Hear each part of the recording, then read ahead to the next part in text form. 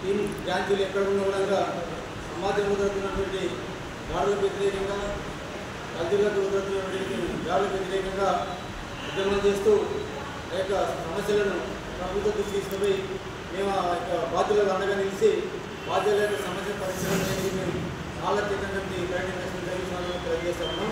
ముఖ్యంగా ఈరోజు కేంద్ర హోంమంత్రి అమిత్ షా భారత రాజ్యాంగ నిర్మాత అయినటువంటి అంబేద్కర్ గారిని ముందు పార్లమెంటులో పదే అంబేద్కర్ని తలుస్తారు, మీరు దేవుని కలిస్తే మీకు పుణ్యమని వస్తుందని చెప్పి కంప్లీట్గా అంబేద్కర్ దళితులు కావడం వల్ల మేము రైతుని అంబేద్కర్ను అవమానించినటువంటి అమిత్ షాను వెంటనే కేంద్ర ప్రభుత్వం అతను సస్పెండ్ చేసి అతన్ని ఎస్సీఎస్ కేసు నమోదు చేయాలి.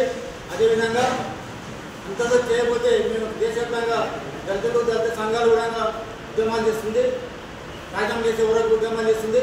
ఇదే విధంగా ఎస్సీ వర్గీకరణ పేరుతో ఈరోజు కేంద్రంలో అధికారమైనటువంటి మోడీ ప్రభుత్వం మాలమాదిలపైన సమస్యను ఎస్సీ వర్గీకరణ సమస్యను సృష్టించి ఆయన విడదీసే ప్రయత్నం చేస్తున్నాడు.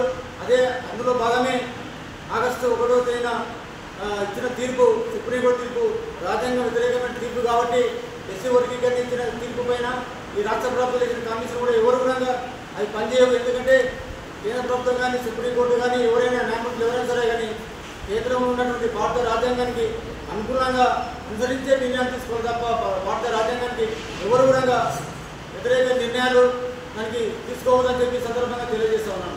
అదేవిధంగా భవిష్యత్తులో అంబేద్కర్ అవమానించిన భారత రాజ్యాంగాన్ని కించపరిచే విధంగా భారత రాజ్యాంగాన్ని మార్చాలని ఒక కుట్రలు చేసిన కూడా దానికి వ్యతిరేకంగా ఉద్యమిస్తాం.